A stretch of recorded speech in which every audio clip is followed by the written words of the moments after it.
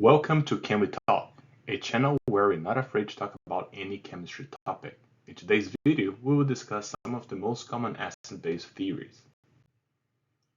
Okay, so before we get started, let's just look at some of the questions that we're going to try to answer in today's video, such as what is an acid, what is a base, what is a conjugate, what is a neutral solution, what is a pH or pOH, for example. All right, so there are three common acid-base theories. Arrhenius, Bronsted-Lowry, and Lewis, and they are described in order of increasing complexity. So Arrhenius will be the simplest one, followed by Bronsted-Lowry and Lewis. Just want to point out that for the sake of general chemistry, I believe the Bronsted-Lowry one is going to be the most relevant one. But let's go over all of them. So first one, Arrhenius, is simply a theory that predicts that an acid is a species that increases the concentration of H+ in solution, such as, for example, HCl. If you put HCl in water, it breaks apart as a strong acid into H+ and Cl-. And a base is any species that increases the concentration of OH-. So most common example is sodium hydroxide, like NaOH. You put in water, it breaks apart into Na+ and OH-. When you look at those two reactions, it might seem like they are very, very similar. And in fact, they are, but there's a difference in the name. If you look at HCl, and you remember your general chemistry one, HCl is a covalent compound, which means that it's not formed by ions. So when it breaks apart, forming H+ and Cl-, an ionization process occurs.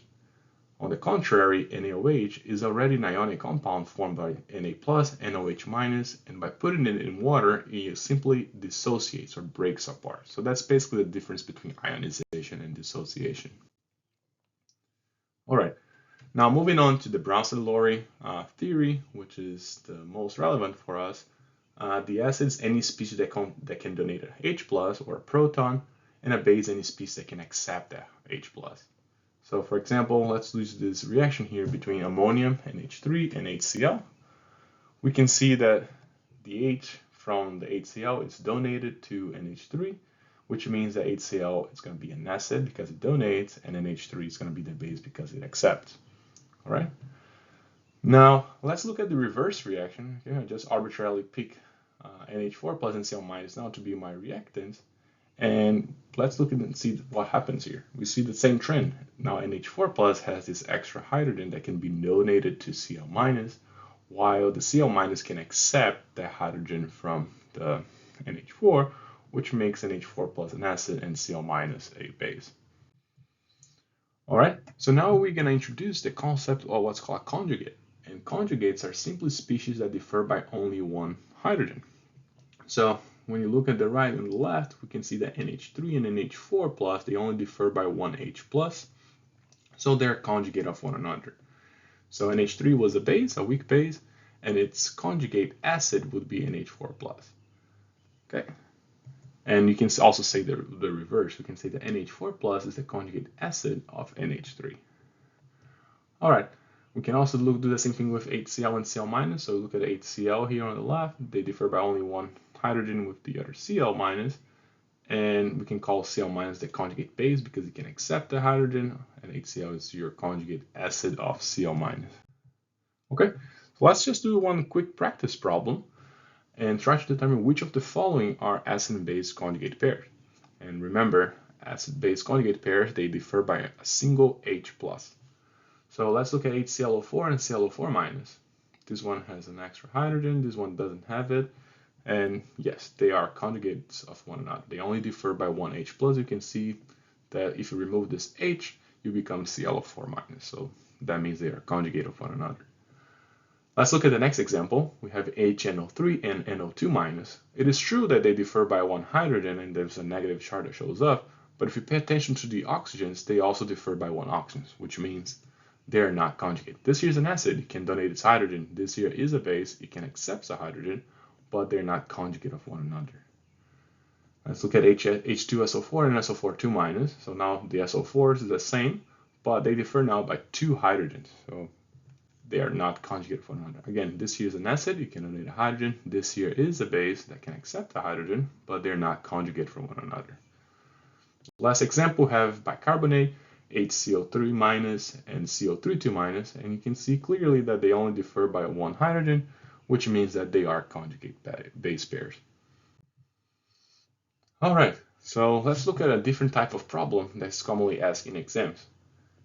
Let's look at the question on the left first. What is a conjugate acid of? So if the question is asking about the conjugate acid, what we need to have in mind is we are assuming that all of those species will be bases. And according to Bronsted-Lowry, a base is a species that can accept a hydrogen. So the only thing you need to do for those forms is add an extra hydrogen to all those compounds. But remember, it's a hydrogen plus, not simply hydrogen. So NO3 minus will become HNO3. ClO4 minus will become HClO4. HSO4 minus will become H2SO4. HPO4 2 minus will become H2PO4 minus 1. And then H2O will become H3O plus. We're going to discuss a little bit about hydronium or H3O plus later in this video. And then on the problems on the right, it's going to be the opposite.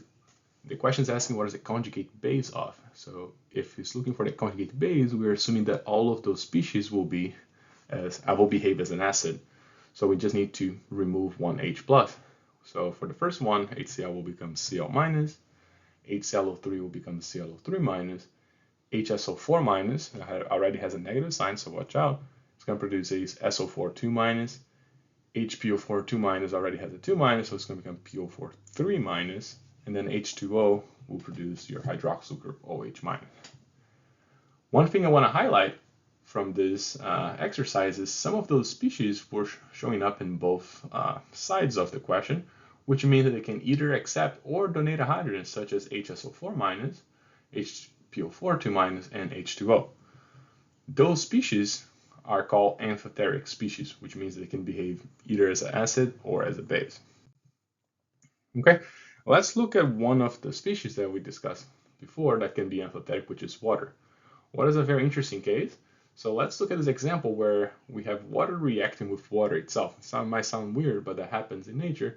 So one of the waters will behave as an acid, the other water will behave as a base, and you can see that this water molecule can donate its hydrogen to H2O, forming H3O plus, and this one that lost its H plus becomes OH minus.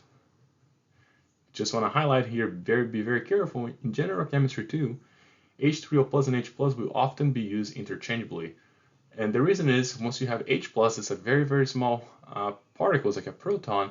In water, it will attach to any group that has electrons available, such as H2O, to form H3O plus. But in practice, those can be used interchangeably in general chemistry. Okay.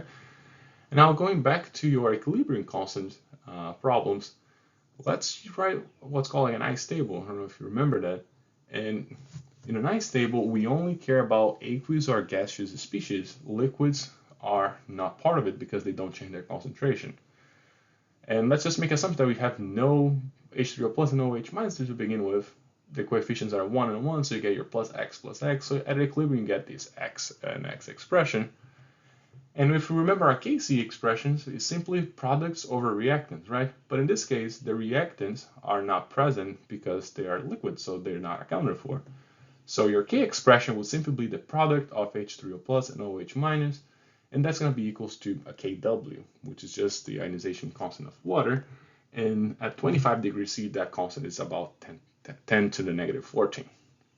If we were to solve this, substituting H3O plus by x and OH minus by x, you get that x squared equals 10 to the negative 14, and x will be simply the square root of that number, that is 10 to the minus 7 molar, which corresponds to, when you go back to your table, to the concentration of H3O plus and OH minus at equilibrium.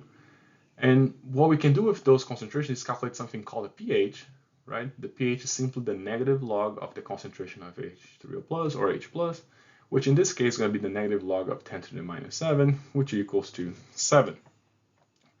Analogously, we could use the POH, which is simply the negative log of OH minus, which is going to be equals to negative log of 10 to the minus 7, which is also going to be 7.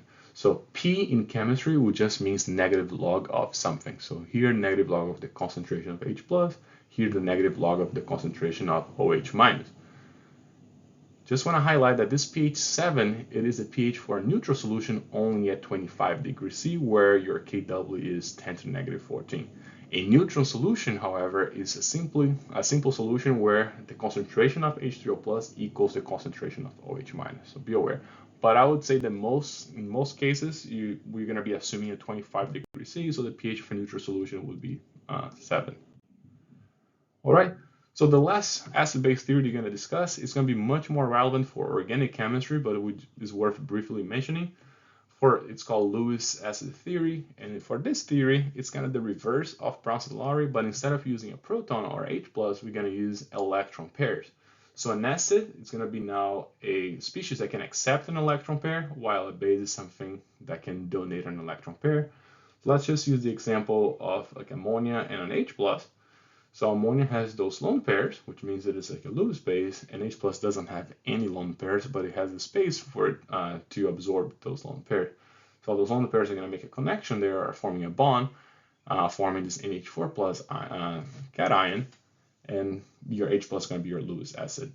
Lewis bases are also called nucleophile. So nucleophile just means it likes the nucleus, so it likes something that is positive, and electrophile just means something that likes the electrons. Okay, but as I said, we're not going to spend a lot of time on this topic. It's going to be more relevant for organic chemistry. Okay, so in summary, what we observed so far was there are mainly three theories that gets more complicated as we go down in this table. Arrhenius simply means for an acid that the concentration of H+ increases. A base is any species that increases the OH minus concentration. For Bronsted-Lori, an acid is a proton donor, while a base is a proton acceptor. For Lewis is the opposite, but with lone pairs. So an acid is an electron pair acceptor, while a base is an electron pair donor. With the Bronsted-Lowry theory, we discussed about conjugates, and conjugates are simply species that differ by a single H+. And the species that can donate or accept an H+ are called amphoteric, like H2O can behave as an acid or as a base. And H2O can donate an H to another H2O molecule in a process called autoionization of water, and that's what we use to predict that in a neutron solution, the concentration of H2O plus and OH minus will be the same, will be 10 to the minus 7 at 25 degrees C, which will lead to a pH of a neutron solution being 7 at 25 degrees C. But we also mentioned that 99% of the cases and problems, we can assume that those types of conditions. All right, you made this far again. Thank you for watching the video. If you feel like it was helpful, please share with your colleagues, lab mates, friends, and leave a comment. Bye-bye.